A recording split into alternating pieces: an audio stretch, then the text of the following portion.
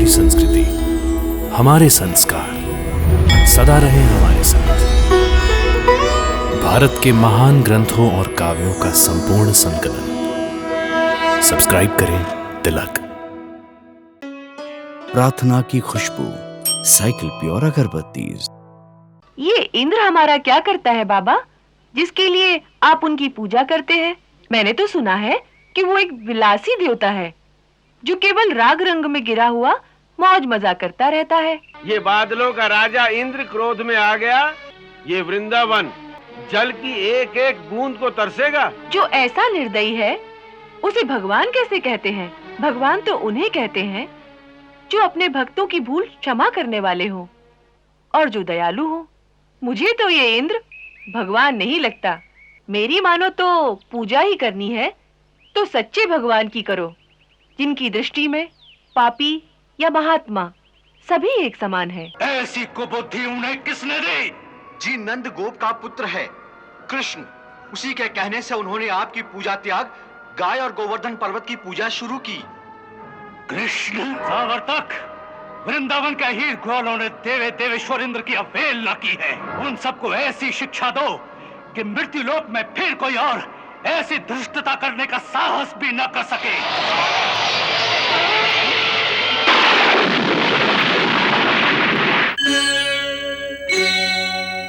भगवान श्री कृष्ण की लीलाओं का कोई पारावार नहीं। जिस प्रकार वो स्वयं अनंत हैं, उसी प्रकार उनकी लीलाएं भी अनंत हैं। उनकी लीलाओं का वर्णन करते हुए जब शुकदेव मुनि ने भगवान के द्वारा गोवर्धन पर्वत को एक हाथ पर उठाने की कथा आरंभ करते हुए कहा कि ये लीला उन्हें देवराज इंद्र का अहंकार भंग करने के लिए करनी पड़ी, तो महाराज परीक्षित ने पूछा, भगवान, देवताओं का राजा इंद्र तो प्रभु का परम भक्त है, उसे अहंकार क्यों हो गया? तब शुक मुनि ने अहंकार की शक्ति की व्याख्या इस प्रकार की कि राजन, शास्त्रों ने 5 महादोष कहे हैं। काम, क्रोध, लोभ, मोह और अहंकार। पहले चारों दोष काम, क्रोध, लोभ और मोह ऐसे दोष हैं जो छुपाए नहीं छुप सकते। जैसे ही मन में आते हैं उसी क्षण दिखाई दे जाते हैं। परंतु अहंकार ऐसा सूक्ष्म दोष है कि वो कब मन में प्रवेश कर जाता है पता भी नहीं चलता।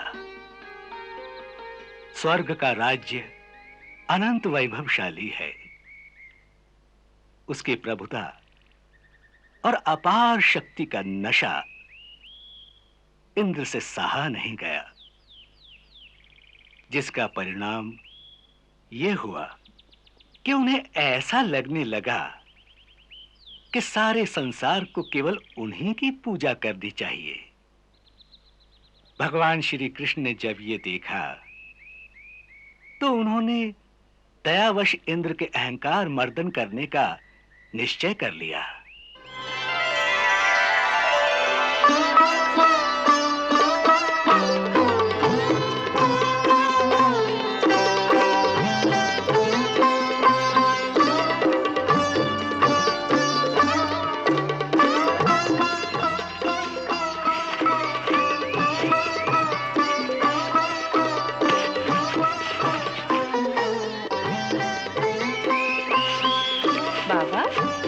आज गोकुल में किस उत्सव की तैयारी है? सब गोप गोपियां नए नए वस्त्र पहने घूम रहे हैं और आप ये ध्वज दंड किसके लिए बना रहे हैं? क्या आप कोई पूजा अथवा यज्ञ करेंगे? हाँ कान्हा, आज हम लोग बहुत बड़ा इंद्र यज्ञ करेंगे। देवराज इंद्र की पूजा करने के लिए ये सारी तैयारियां हो रही हैं। लल्ला, महामुनि अभिलाष को प्रणाम करो। कल्याण। देखो तो हम कितने भाग्यशाली हैं। महामुनि आज के ही शुभ अवसर पर तीर्थ यात्रा पर जाते जाते हमारे गांव से गुजर रहे थे। हमने इन्हें आग्रह पूर्वक आज यही रोक लिया है और आज की ये इंद्र पूजा इन्हीं के हाथों संपन्न होगी। इंद्र की पूजा? हाँ। ये इंद्र हमारा क्या करता है बाबा, जिसके लिए आप उनकी पूजा करते हैं? मैंने तो सुना है कि वो एक विलासी देवता है जो केवल राग रंग में गिरा हुआ मौज मजा करता रहता है। नहीं नहीं कान्हा, देवताओं के लिए ऐसा नहीं कहते। देवता नाराज हो जाते हैं और फिर भगवान इंद्र तो देवताओं के राजा हैं। वो मेघों के भी स्वामी हैं। वो मेघ जो जल बरसाते हैं और जिस जल से अन्न की उत्पत्ति होती है और उसी अन्न से हम सब अपना जीवन निर्वाह करते हैं। इसीलिए वर्षा ऋतु के आगमन के पूर्व हम ये पूजा करके उन्हें प्रसन्न करते हैं। और यदि इस प्रकार उनकी पूजा ना की जाए तो अवश्य देवता क्रोधित हो जाएंगे। क्रोध में आकर क्या करेंगे? क्या करेंगे पूछते हो? ये बादलों का राजा इंद्र क्रोध में आ गया तो उसकी आज्ञा से ये सब सुंदर श्यामल बादल आकाश छोड़कर चले जाएंगे। ये वृंदावन, ये मरुभूमि होकर जल की एक एक बूंद को तरसेगा। धान तो छोड़ो, घास का एक तिनका भी नहीं उगेगा। जो ऐसा निर्दयी है उसे भगवान कैसे कहते हैं? बाबा, भगवान तो उन्हें कहते हैं जो अपने भक्तों की भूल क्षमा करने वाले हो और जो दयालु हो। मुझे तो ये इंद्र भगवान नहीं लगता। उसकी पूजा करो, उनके नाम का यज्ञ करो तो वर्षा करेंगे, ना करो तो बादलों को हटा लेंगे। यह तो किसी व्यापारी के लक्षण हैं, भगवान के नहीं। मेरी मानो तो पूजा ही करनी है तो सच्चे भगवान की करो, जिनकी दृष्टि में पापी या महात्मा सभी एक समान है। उनकी करुणा के बादल सब पर एक समान बरसते हैं। उन अविनाशी भगवान की आराधना करो। ये सारी बातें ठीक है लल्ला, परंतु यदि भगवान इंद्र को क्रोध आ गया तो उनके वज्र के एक प्रहार से ही हम सबकी मृत्यु हो सकती है। ये मिथ्या भय है बाबा। याद नहीं, गुरुदेव ने एक बार कहा था कि अपने अपने कर्मों के अनुसार ही हर प्राणी की मृत्यु का समय निश्चित होता है। इसलिए किसी इंद्रविंद्र में ऐसी शक्ति नहीं कि निश्चित समय से पहले वो किसी प्राणी को मार सके। बाबा, अपने कर्म के अनुसार ही जीव को सुख, भोग, जन्म मरण, स्वर्ग अथवा नरक की प्राप्ति होती है। कोई इंद्र, कोई देवता हमारे कर्म फल को बदल नहीं सकता। इसलिए उनसे डरना व्यर्थ है।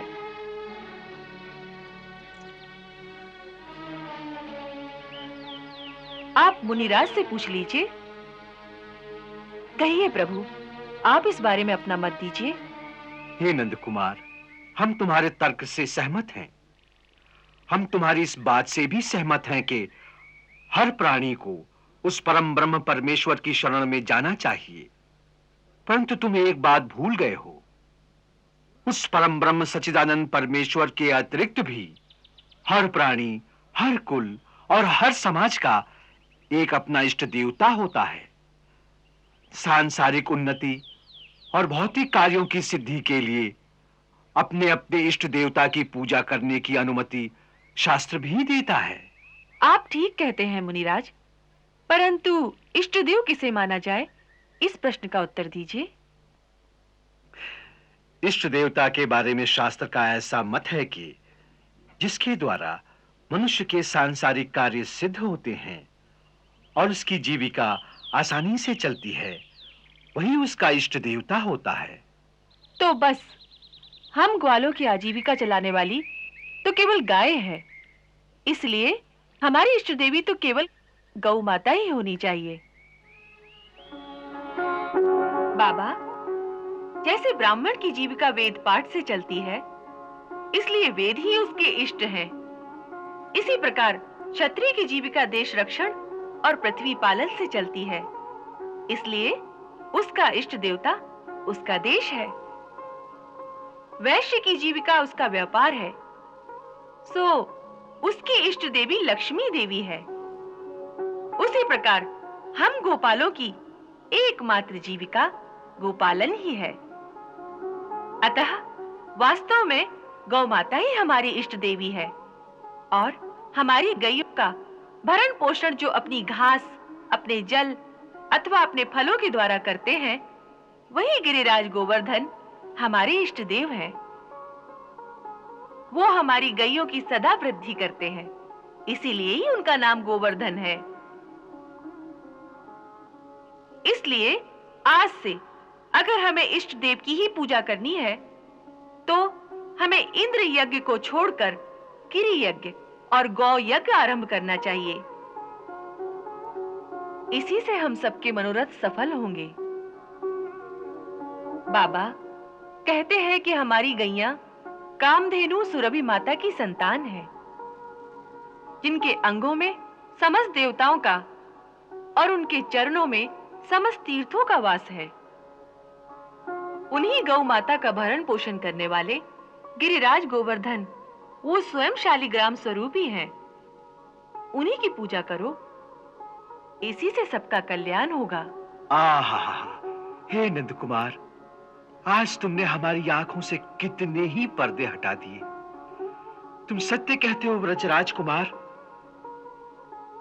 हमारे पूज्य गुरुदेव ने भी अपनी अंतिम समाधि से पहले हमें यही रहस्य बताया था। गिरिराज गोवर्धन श्री हरि के वक्ष से प्रकट होने वाले स्वयं शालिग्राम स्वरूप ही हैं। इसीलिए उनकी प्रदक्षिणा करने के विचार से आज हम यहां आए थे। नंदराय जी, आपके चिरंजीवी ने भी वही रहस्य बताया है।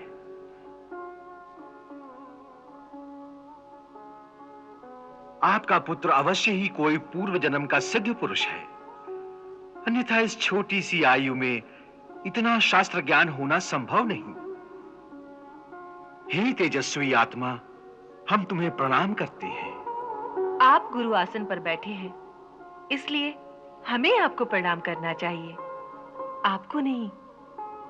नंदराय जी, अब और विचार नहीं करना चाहिए। गिरिराज गोवर्धन के चरणों में एक सुंदर पूजा स्थान तैयार कराइए। ये पूजा सामग्री और नैवेद्य आदि उसी स्थान पर ले चलिए, वहीं गोवर्धन की पूजा की जाएगी। जो आज्ञा प्रभु। चलो भाई, सब गोवर्धन पर्वत चले। चलो।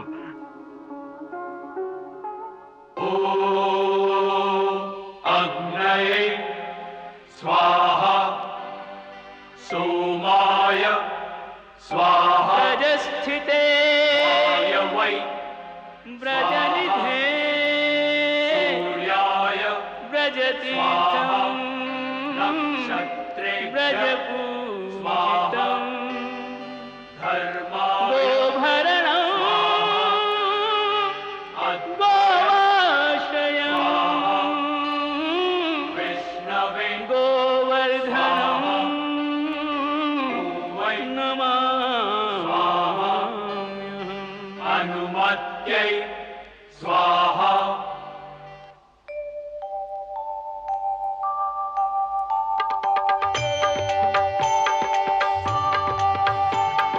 जय गोवर्धन तिहु जगवंदन काय विशाल हरे प्रभु काय विशाल धरे गोवर्धन शालिग राम जय गिरिराज हरे हे ब्रिज के तीरथ धाम जय गिरिराज हरे दर्शन मात्रे भक्त जनों के तुम भंडार भरे प्रभु तुम भंडार भरे गोवर्धन शालिक राम जय गिरिराज हरे हे ब्रिज के तीरथ धाम जय गिरिराज हरे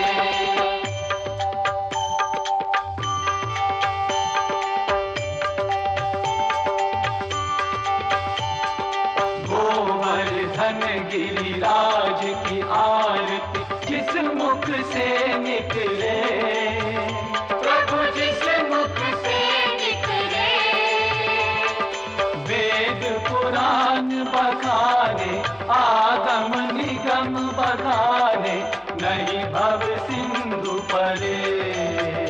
ओम जय गिरिराज हरे, गोवर्धन शालिग्राम, जय गिरिराज हरे। तुम्हें बारंबार प्रणाम, जय गिरिराज हरे। गोवर्धन शालिग्राम, जय गिरिराज हरे। हे ब्रिज के तीरथ धाम, जय गिरिराज हरे।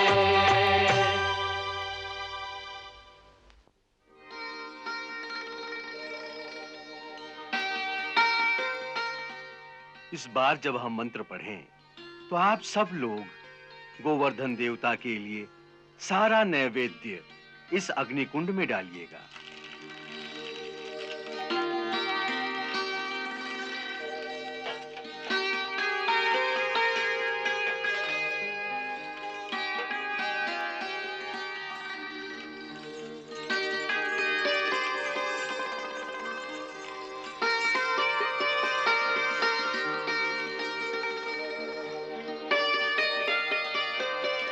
ओम अग्नेनाग्नमयन्त देवास्थानि धर्माणि प्रथमन्यासन देहनाकम्यमानः संचत यत्र पूर्वे साध्या सन्ति देवा।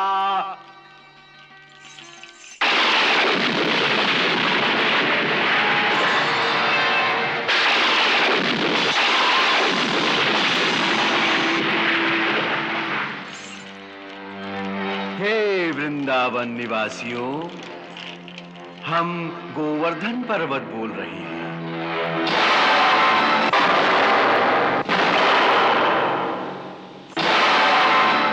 डरो नहीं,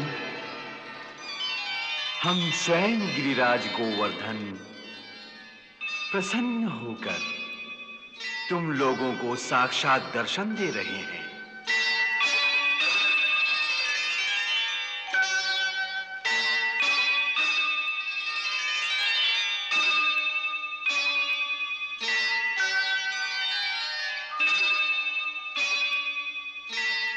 अरे ललिता, देख कैसा चमत्कार है। कौन सा चमत्कार? तनिक ध्यान से देख, ये गोवर्धन देवता का मुखड़ा अपने कन्हैया जैसा नहीं लगता?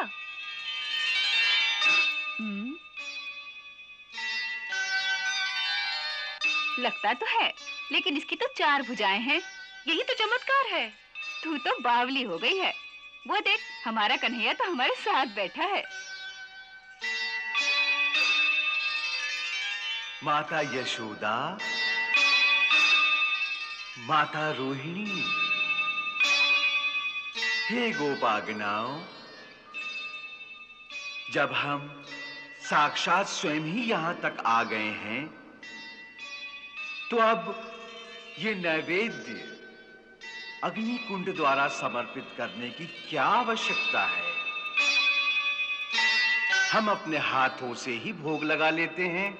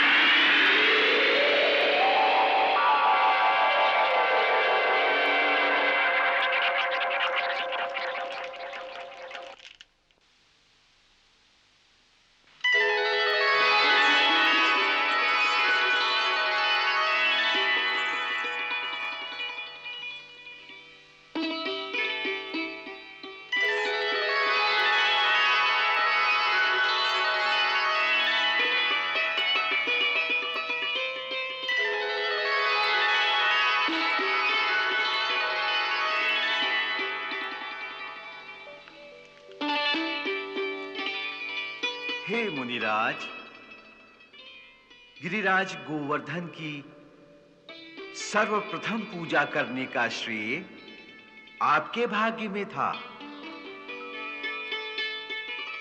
इसके फलस्वरूप आपको श्री हरि चरणों में मुक्ति प्राप्त होगी।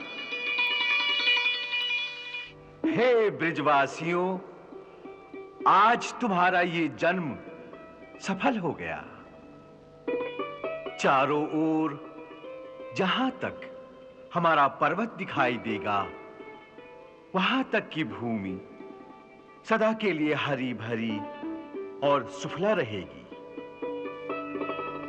हमारी संपदा सबके लिए है। यही हम पर्वतों का आदर्श है और यही हमारा संदेश भी है।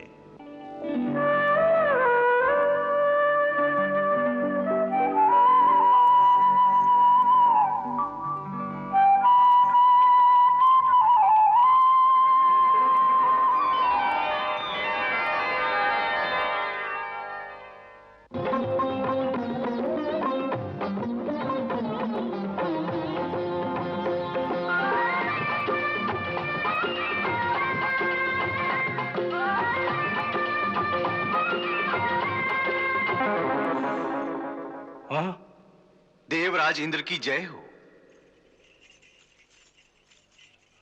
कहो, इस समय अकस्मात आने का कारण?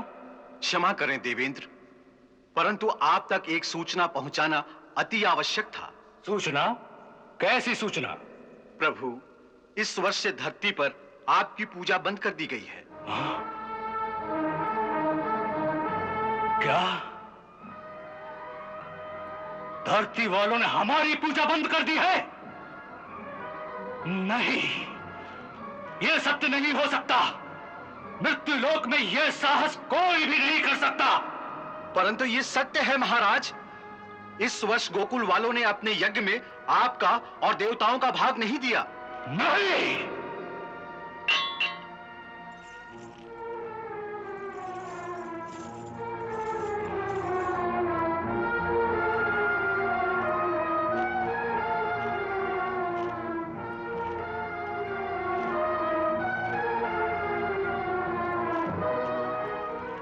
ऐसी कुबुद्धि उन्हें किसने दी?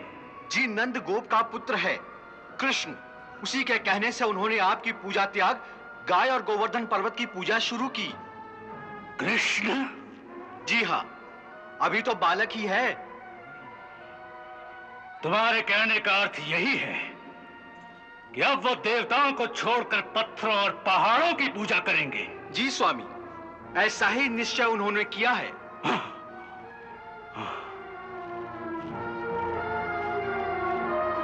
इन वन वन भटकने वाले गोपालों का इतना घमंड!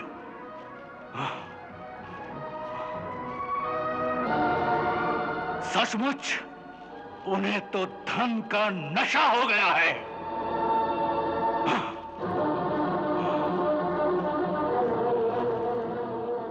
इसके लिए उन्हें भयानक दंड भुगतना पड़ेगा। तुम प्रलय करने वाले मेघों के नायक संवर्तक मेघ को तत्काल मेरे सामने उपस्थित करो। जो आज्ञा।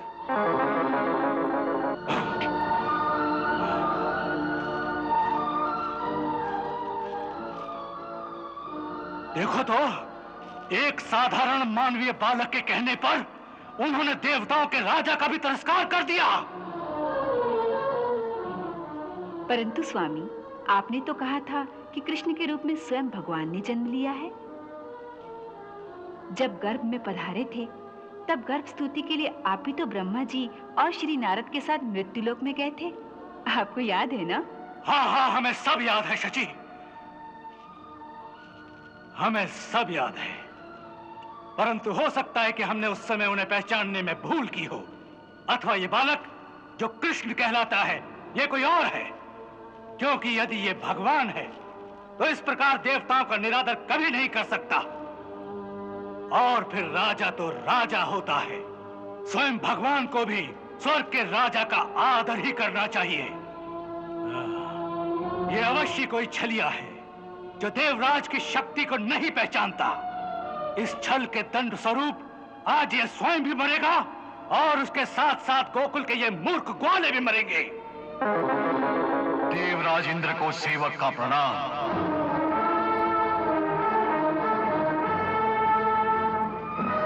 सावर्तक, वृंदावन के हीर ग्वालों ने देवे देवेश्वर इंद्र की अवहेलना की है। उन सबको ऐसी शिक्षा दो कि मृत्यु लोक में फिर कोई और ऐसी धृष्टता करने का साहस भी न कर सके। तुम्हारे वो मेघ जो प्रलय के समय भयंकर वर्षा और तूफान के द्वारा सारी पृथ्वी और उसके जीवों का नाश कर देते हैं, आज प्रलय के उन्हीं बादलों को लेकर तुम सारे गोकुल का सर्वनाश कर दो। जिस धन संपत्ति पे उन्हें घमंड है, उन सब का समूल नाश कर दो। मैं भी अपने अरावत पर तुम्हारे पीछे तुम्हारी मदद के लिए आता हूँ। जाओ। क्यों आज्ञा महाराज? इससे एक बात सिद्ध होती है नंदराय जी कि हमारे कृष्ण के पास कोई दिव्य दृष्टि अवश्य है। गोवर्धन पर्वत में एक महान देवता का वास है, ये बात आज तक किसी ने नहीं बताई। और तो और स्वयं गुरुदेव ने भी ये बात नहीं बताई, परंतु कृष्ण ने जैसे उसे प्रत्यक्ष देख लिया हो। स्वयं तो उसने देखा ही, परंतु सबसे बड़ी बात तो ये है नंदराय जी कि उसने तो हम सबको उनके दर्शन करा दिए।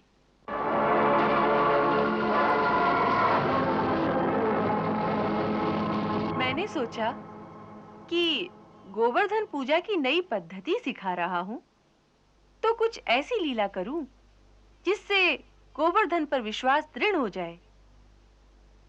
अब तो ऐसा दृढ़ हो जाएगा कि युगों तक भक्त लोग आज के दिन गोवर्धन पूजा के लिए वृंदावन आते रहेंगे। हमारे लिए तो आज से ही ये सदा के लिए पूज्य हो गया है। जब इसे देखेंगे तो इसमें आपके देवरूप के दर्शन हो जाएंगे। आपके विरह में ये हमारे बहुत काम आएगा।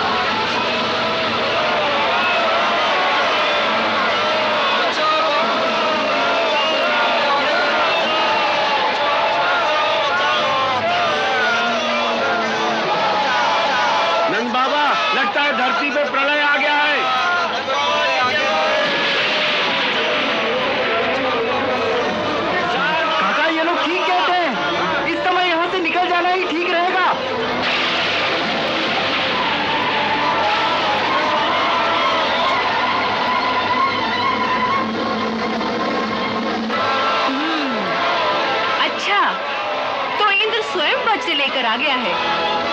अब तो गोकुल वासियों की रक्षा करनी पड़ेगी। तुम ये सब रहने दो कन्हैया, मैं अभी जाकर इंद्र का ही नाश कर देता हूँ। नहीं दाऊ भैया, उसका नाश नहीं करना, उसके अहंकार का नाश करना है। आओ मेरे साथ। बाबा, आप सभी मेरे साथ चलिए, जल्दी आइए। चलो, आओ, आओ, आओ।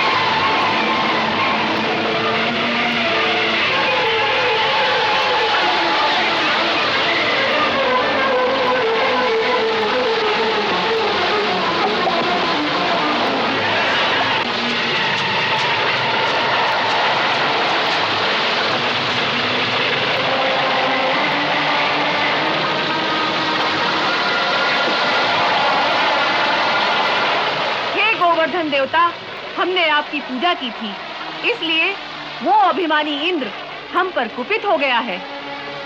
वो हमारे सारे नगरों के साथ सारे गोकुल वासियों को भी एक साथ डुबो देना चाहता है। अब इस समय हम आपको छत्र बनाकर सारे गोकुल वासियों को आपके नीचे सुरक्षित करना चाहते हैं। आप हमें अपना सहयोग दें।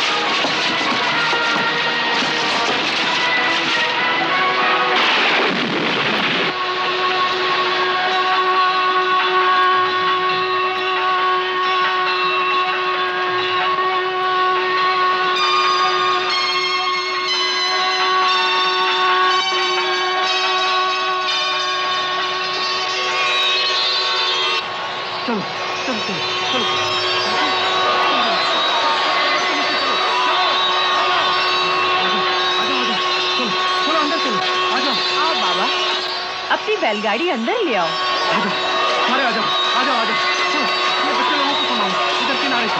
तुम लोग इस तरफ आ जाओ, चलो चलो चलो जल्दी अंदर आओ, चलो चलो चलो इनको देखो, चलते जाओ चलते जाओ चलते जाओ, आ जाओ आ जाओ, चलो चलो चलो जल्दी जल्दी, हाँ इनको देखो देखो, ये सुनो, आओ चलते जाओ चलते जाओ चलते जाओ, आ जाओ आ जाओ, चलो चलो जल्दी जल्दी, हाँ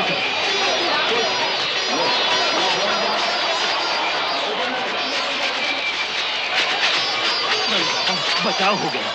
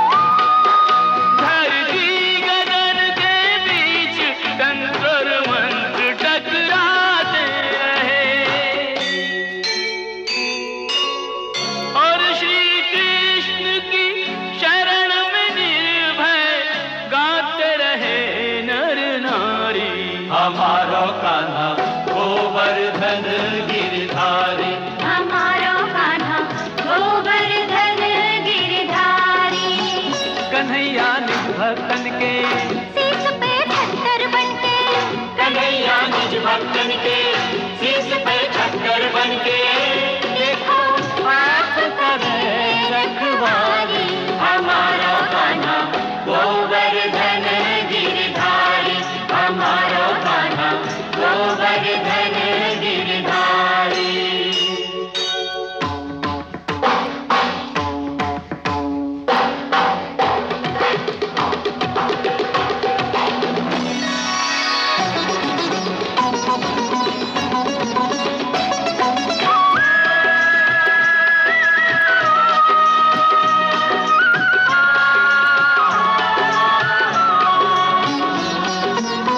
परलय के बादल बरसाए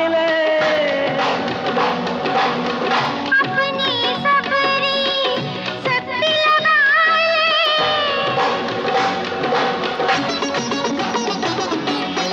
बाल न बागो होए बीरज को बाल न बागो होए बीरज को जब तक बीरज बिहारी हमारो कान्हा गोवर्धन गिरधारी हमारो कान्हा गोवर्धन गिरधारी।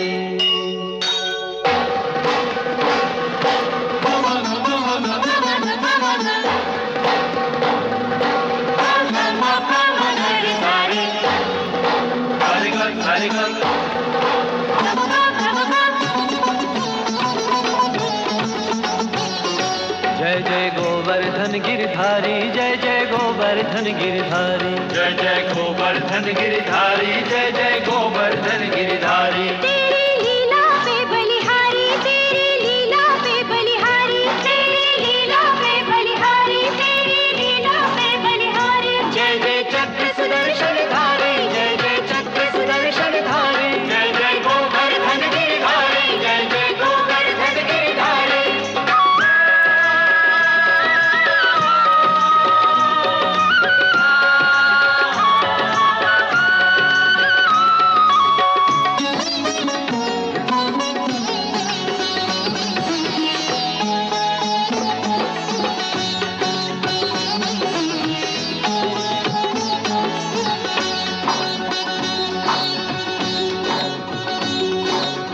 प्रेम द्वेष के युद्ध में बीत गए दिन सात मेघ बरस कर थक गए सूख गई बरसात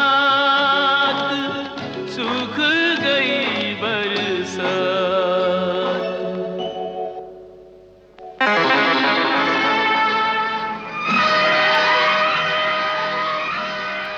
स्वामी, मेरे भयंकर मेघों ने अपने जल की अंतिम बूंद भी बरसा दी। अब किसी के पास एक बूंद जल भी नहीं रहा। परंतु हम इस छोटे से पर्वत का एक पत्थर भी नहीं हिला सके। सो तो हम देख ही रहे हैं सावर्तक, तुम जैसे वीरों के कारण आज देवराज इंद्र को भी पराजय का मुंह देखना पड़ रहा है। परंतु इंद्र धरती के इन क्षुद्र प्राणियों द्वारा कभी पराजित नहीं हो सकता। अब मैं अपने अमोघ वज्र को गुरु के द्वारा दिए हुए मारण मंत्र से अभिमंत्रित करके उसका ऐसा प्रयोग करता हूं जिसके एक ही प्रहार से इस पर्वत समेत सारे गोकुलवासी क्षण भर में भस्म हो जाएंगे। ओम ह्रीं क्लीं चामुंडाय नमः।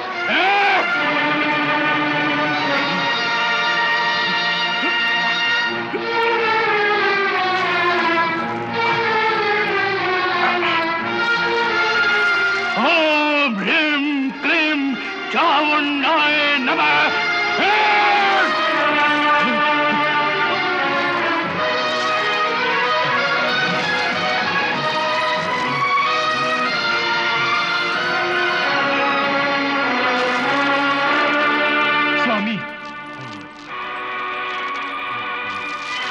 स्वामी, स्वामी होश में आइए।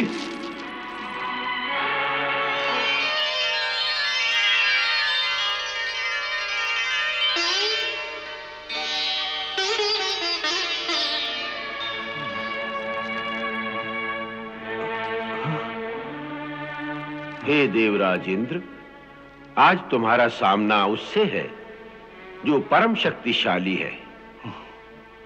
उसके सामने तुम्हारा वज्र भी कुछ नहीं करेगा। हे गुरुदेव, ऐसी परिस्थिति में अब हमें क्या करना चाहिए?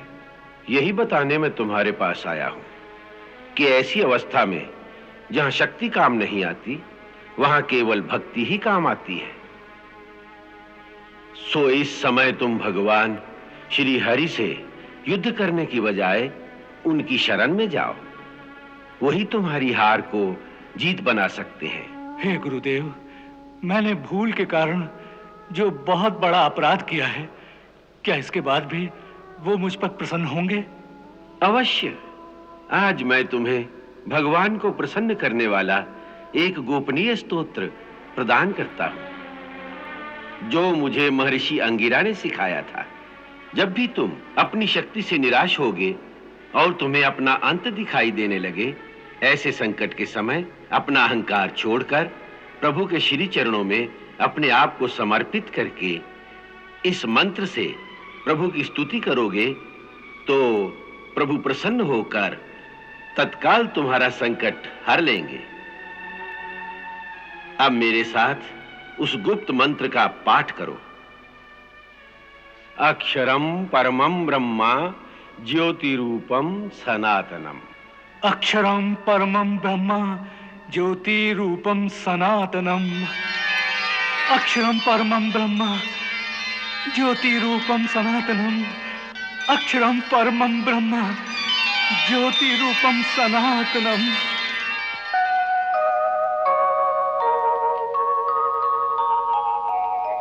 अक्षरं परमं ब्रह्म ज्योतिरूपं सनातनम्।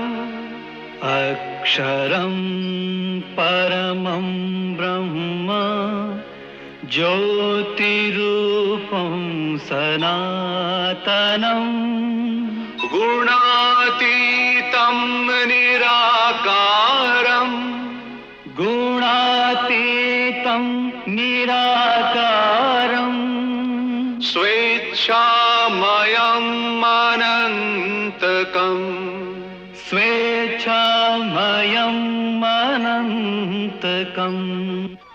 बाबा, अब संकट टल गया है। देखो, सारे बादल छट गए हैं। कैसी सुंदर धूप निकल आई है। अब आप सब लोगों को लेकर इस गुफा से बाहर निकल जाइए। अब सब लोग निश्चिंत होकर अपने अपने घर जा सकते हैं। चिंता की कोई बात नहीं। हाँ, ये ठीक है। अब हम सब लोग वापस अपने गोकुल जाएंगे। किशन कन्हैया की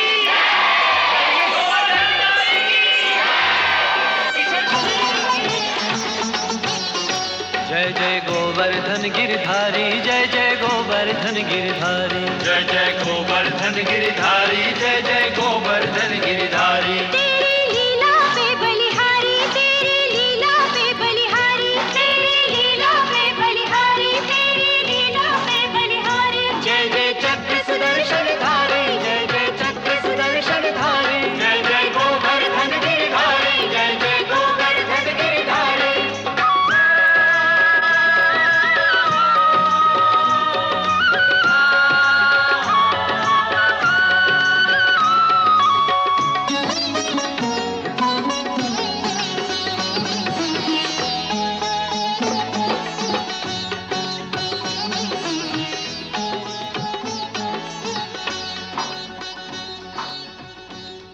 गोपिका चेतनहरं राधा प्राणाधिकं परं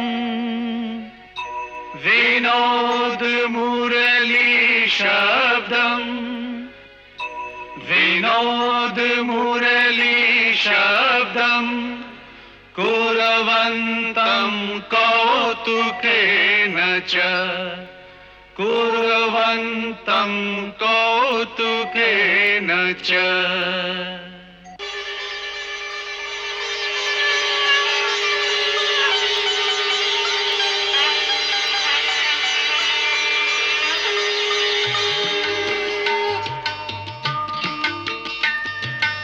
प्रभु, त्राहिमाम, त्राहिमाम, त्राहिमाम, त्राहिमाम, त्राहिमाम, त्राहिमाम, त्राहिमाम, त्राहिमाम, त्राहिमाम, त्राहिमाम, त्राहिमाम। रक्षा करो प्रभु, रक्षा करो।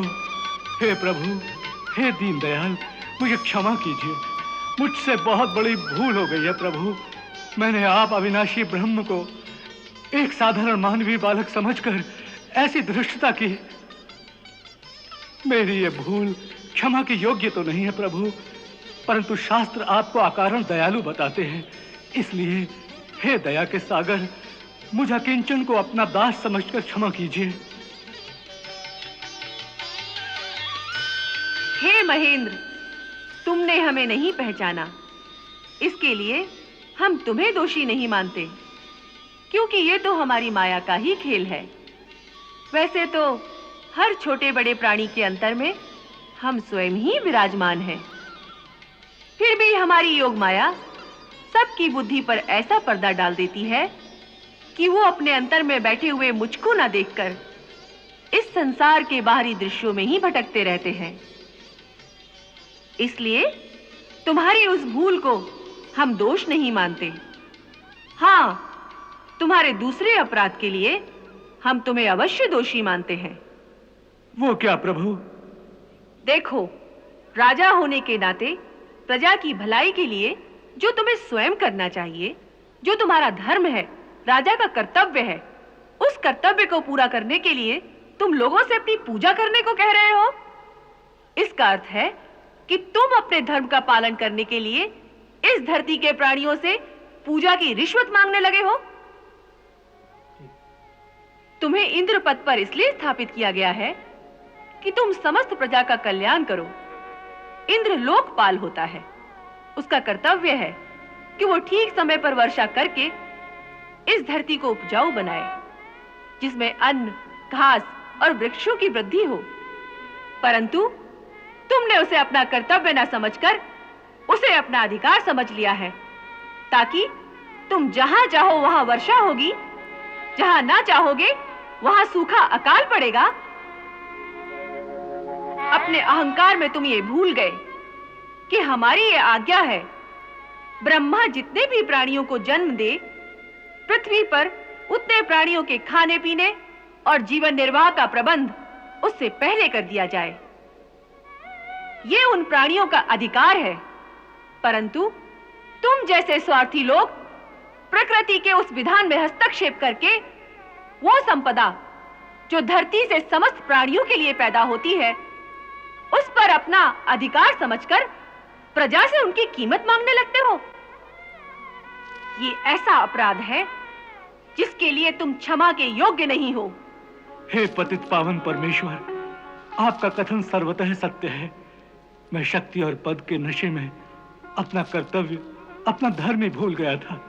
परंतु जिस प्रकार एक पिता अपने पुत्र की योग्यता और अयोग्यता को न देखकर उसकी हर भूल को क्षमा कर देता है, उसी तरह हे प्रभु, आप अपने स्नेह से मुझे क्षमा कीजिए, क्योंकि आप ही मेरे गुरु, माता, पिता, भाई सब हैं।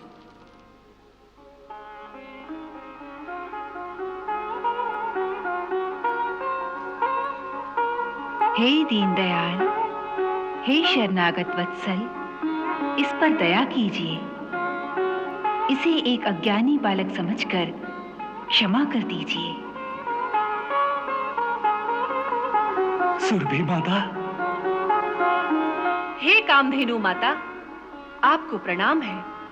दासी को माता कहते हो, ये आपकी भक्त वत्सलता है। फिर भी यदि माता का स्थान दिया है तो माता का कहना मानकर महेंद्र को क्षमा कर दो। इनको आपकी माया ने ही भ्रमित किया है। जो आज्ञा। हे देवराज, सुरभि माता की कृपा से आप अपराध मुक्त हो गए हैं। आप धन्य हैं प्रभु, आप धन्य हैं। तुम्हारा कल्याण हो। हे गोवर्धनधारी, हे मायापति, आपके इन श्री चरणों में एक और प्रार्थना है, यदि आज्ञा हो तो निवेदन करूं। कहो, क्या इच्छा है? प्रभु, पृथ्वी पर कुंती देवी के गर्भ से उत्पन्न हुआ मेरा एक पुत्र है, उसका नाम है अर्जुन। आप उसे अपनी सेवा में स्वीकार कीजिए प्रभु, वो सदा आपकी आज्ञा में रहेगा। पुत्र पिता का प्रतिनिधि होता है, इसलिए मैं समझूंगा कि आपने मेरी ही सेवा स्वीकार की है प्रभु। अर्जुन की रक्षा का उत्तरदायित्व मैं आप ही को सौंपता हूं। देवराज, हम ये जानते हैं कि भरत के वंश में अर्जुन ने तुम्हारे अंश से अवतार लिया है, इसलिए तुम निश्चिंत रहो। हम वचन देते हैं कि पृथ्वी पर जब तक हम रहेंगे अर्जुन को युद्ध में कोई भी हरा ना सकेगा। अब तुम निश्चिंत होकर अपने लोक को प्रसन्नता पूर्वक लौट जाओ। आपकी जय हो प्रभु। तनिक ठहरिए सुरपति। हे सच्चिदानंद स्वरूप श्री कृष्ण, आज आपने इंद्रकोप से हम गैयों की रक्षा की, इसीलिए आपको रक्षक के रूप में पाकर आज हम सब गैयें सनाथ हो गईं। हे मधुसूदन, इंद्र भले ही त्रिलोकी के इंद्र हुआ करें, परंतु आज से हम गौओं के इंद्र तो आप ही हैं। इसीलिए ब्रह्मा जी ने आदेश दिया है कि हम आपका गौओं के इंद्र पद पर अभिषेक करें। उन्होंने ये भी कहा है कि इस अभिषेक के समय आपका राज तिलक स्वयं इंद्र के ही हाथों से किया जाए तो उचित होगा। हे माता, मैं इसे अपना सौभाग्य समझूंगा। हे रावत, अपनी सूंड से आकाश गंगा का जल लेकर आओ, जिससे प्रभु का अभिषेक किया जाएगा।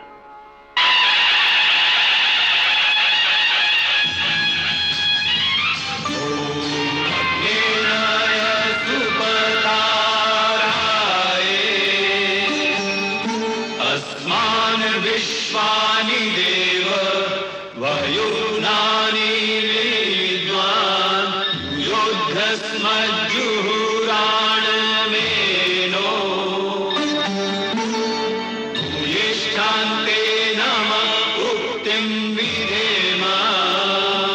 ॐ स्वस्ति न इन्द्रो वृधश्रवाः स्वस्ति न पूषा विश्ववेदाः स्वस्ति नस्तारक्षो अरिष्टनेमि स्वस्ति नो बृहस्पतिर्दधातु। ॐ द्यौः शान्तिरन्तरिक्षगुं शान्तिः पृथिवी शान्तिरापः शान्तिरोषधयः शान्तिः। भगवान, आज से आपका नया नाम गोविंद हुआ। जय गोविंद, जय गोविंद, जय गोविंद, जय गोविंद, जय गोविंद, जय गोविंद, जय गोविंद, जय गोविंद, जय गोविंद।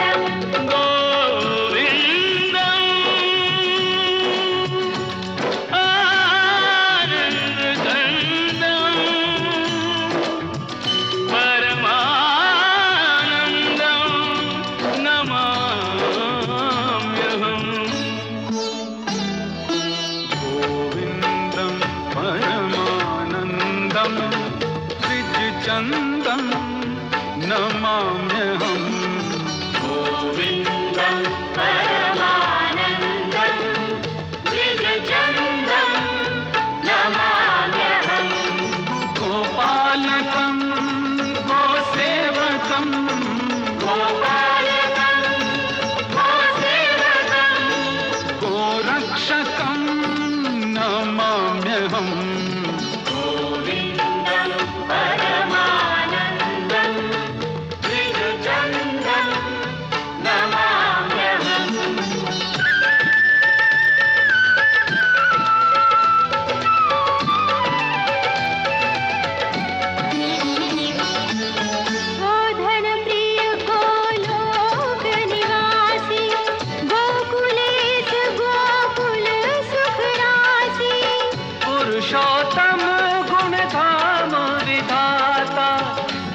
जाना